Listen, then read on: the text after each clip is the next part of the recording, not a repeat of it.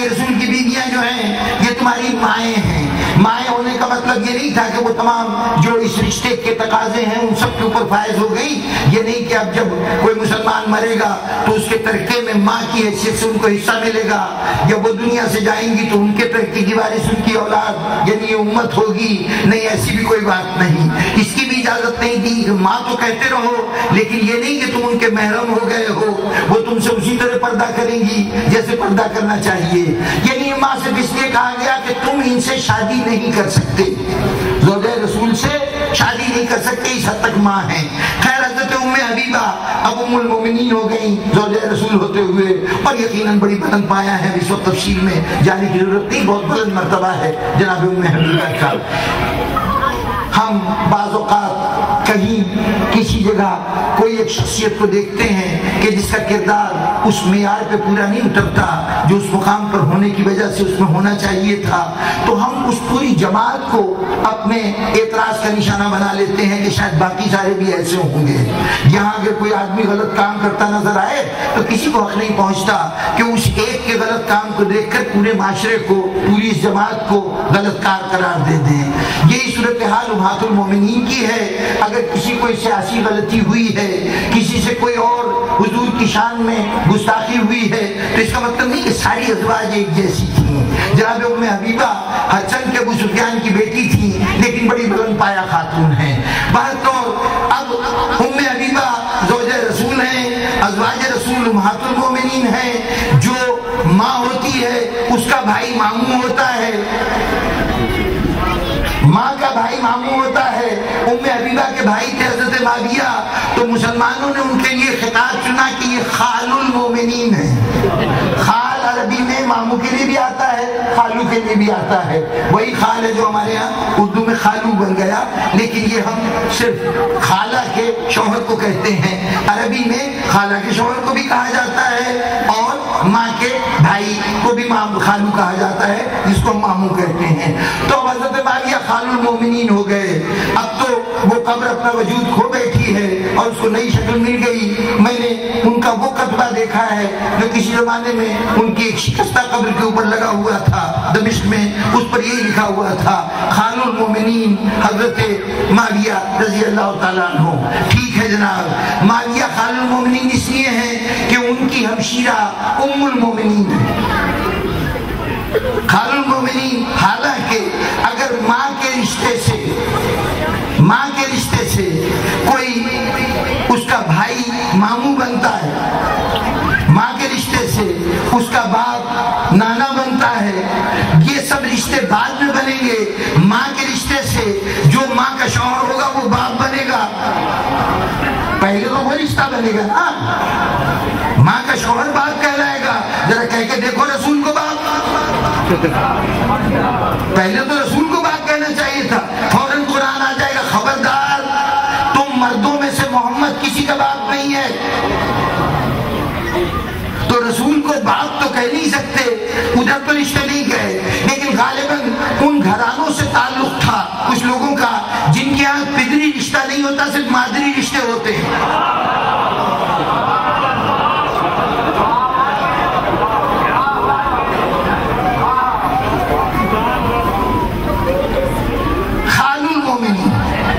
ماموں ہیں اس لیے کہ ماں کے بھائی ہیں. اچھا جناب، اگر ماں کے بھائی ہیں تو حضرت ام حبیبہ بڑا بلند مرتبہ. لیکن ہمارے مسلمان بھائیوں نے یہ کہا کہ امہات المومنین میں جو جب ایک جماعت آ گئی، یعنی 9 سے کچھ کم تعداد رہی، حضور کی زندگی میں زیادہ سے زیادہ ازواج ایک وقت میں 9 رہی ہیں. ان 9 بیویوں میں انہوں نے کہا مجموعی طور پہ 11 بیویاں ہیں. لیکن حضرت خدیجہ کو الگ رکھتے ہوئے جب کئی بیویاں تھیں، جب آپس میں مقابلہ ہو سکتا تھا، تو مسلمانوں نے کہا کہ سب سے افضل ان میں سے حضرت عائشہ ہیں. حضرت عائشہ صدیقہ سب سے بلند مرتبہ رکھتی ہیں تمام ازواج میں. بالکل درست جناب. اگر ام حبیبہ کم مرتبہ رکھتے ہوئے ان کا بھائی خال المومنین ہے تو حضرت عائشہ جن کا رتبہ بہت بلند ہے، اگر ان کا کوئی بھائی ہو تو اسے پہلے خال المومنین ہونا چاہیے. حضرت عائشہ حضرت ابوبکر کی صاحبزادی، حضرت ابوبکر کا ایک صاحبزادہ نام محمد ابن ابی بکر.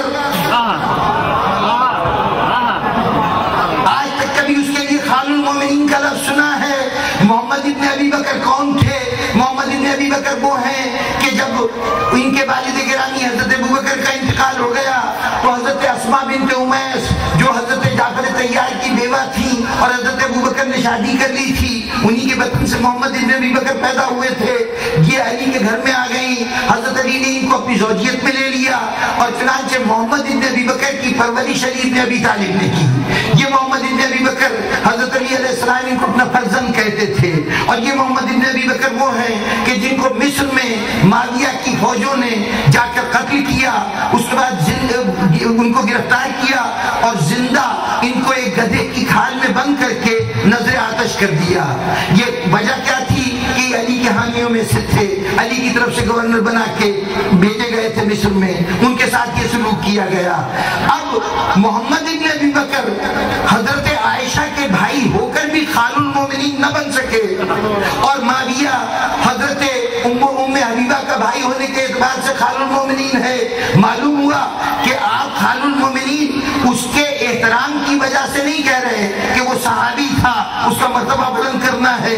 آپ کے احترام کا ٹوٹل پیمانہ، آپ کے کسی کو بزرگی دینے کا پیمانہ یہ ہے کہ علی کا دشمن کون ہے، علی کا دوست کون ہے. آپ اس کو اپنا کہتے ہیں جو علی کا دشمن ہوتا ہے اور اس کو رد کرتے ہیں جو علی کا دوست ہوتا ہے.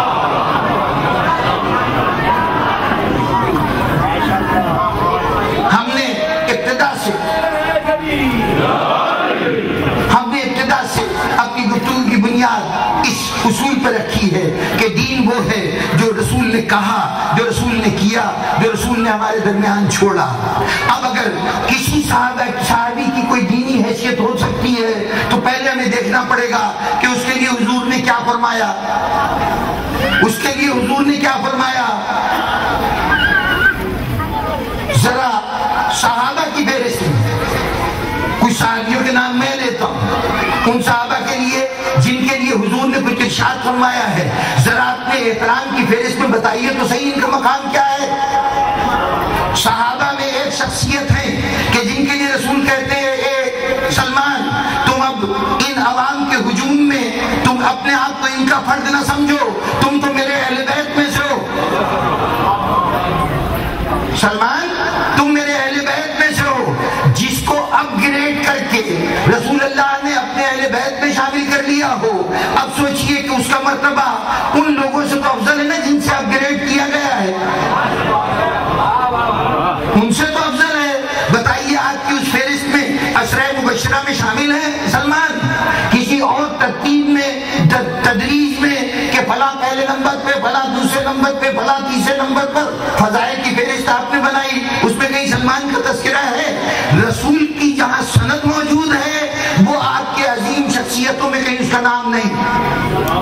یہ ایک نہیں ہے.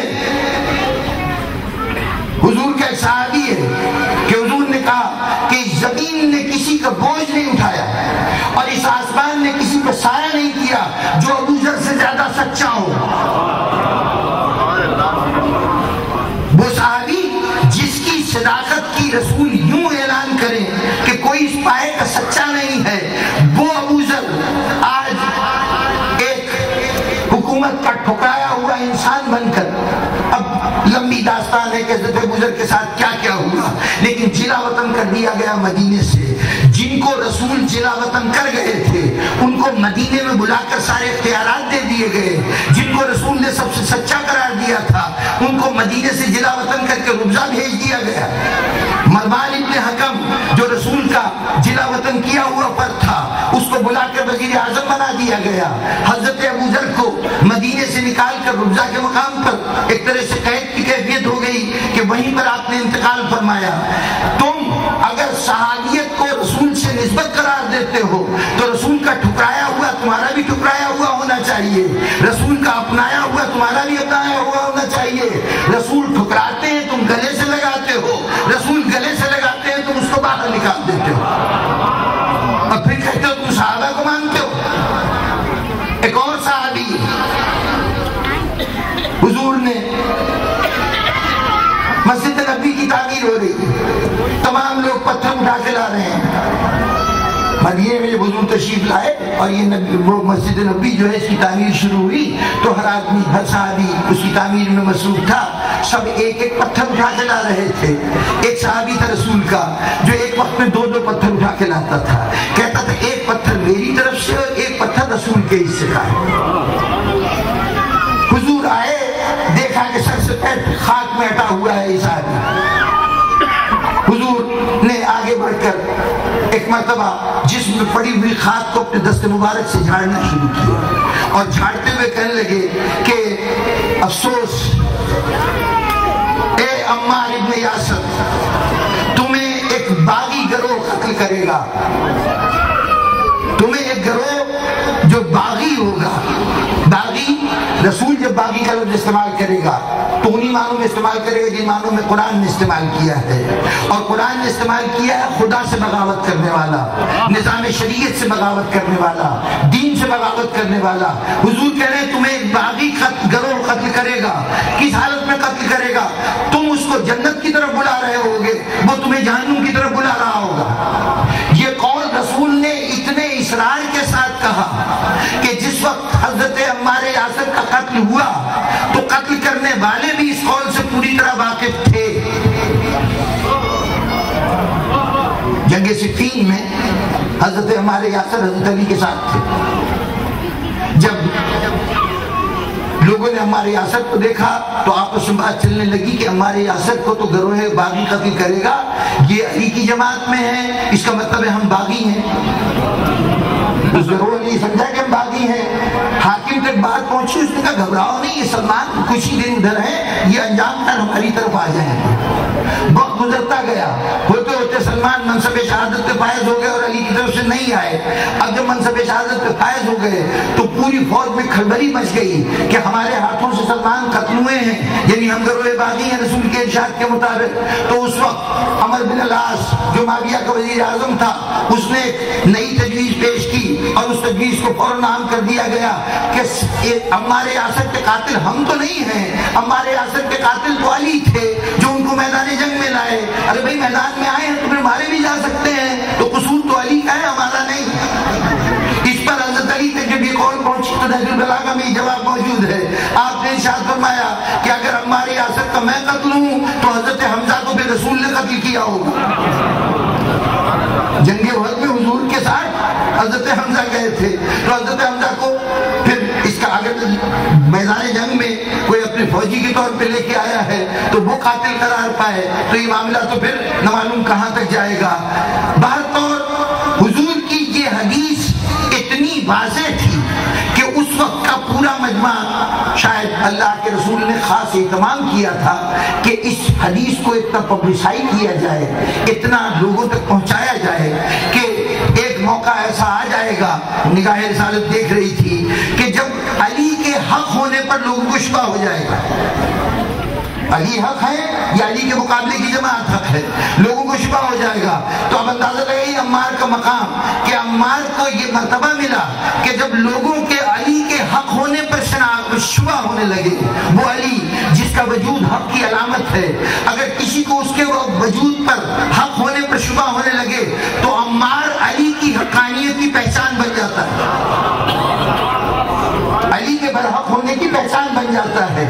وہ عمار رسول کہہ رہے ہیں کہ اس کو گروہ باغی قتل کرے گا, وہ گروہ باغی موجود ہے. کتنی عجیب بات ہے کہ یہ حدیث موجود ہے, اس حدیث کو چھپایا نہیں جا سکا, نہ اس وقت چھپایا جا سکتا تھا نہ آج چھپایا جا سکا. صحیح بخاری شریف میں میں نے اس کے کہ ان سب کتابوں میں ایک حصہ ہے جس میں مناقب بیان کیے گئے صحابہ کے. ہر امام بخاری نے مناقب کے بعد میں حضرت عمار یاسر کا ایک تذکرہ کیا ہے, ایک قول بتایا, 2 صحابیوں کے نام لیے, حضرت حذیفہ یمانی اور حضرت عمار یاسر کو ایک عنوان کے تحت رکھا کہ ان کے مناقب کیا ہیں. اس میں ایک منقبت یہ بتائی کہ حضور نے ارشاد فرمایا تھا کہ شیطان حضرت عمار کو گمراہ نہیں کر سکے گا. یہ بھی بہت بڑی فضیلت ہے, حضرت عمار کی بہت بڑی فضیلت ہے کہ حضور یہ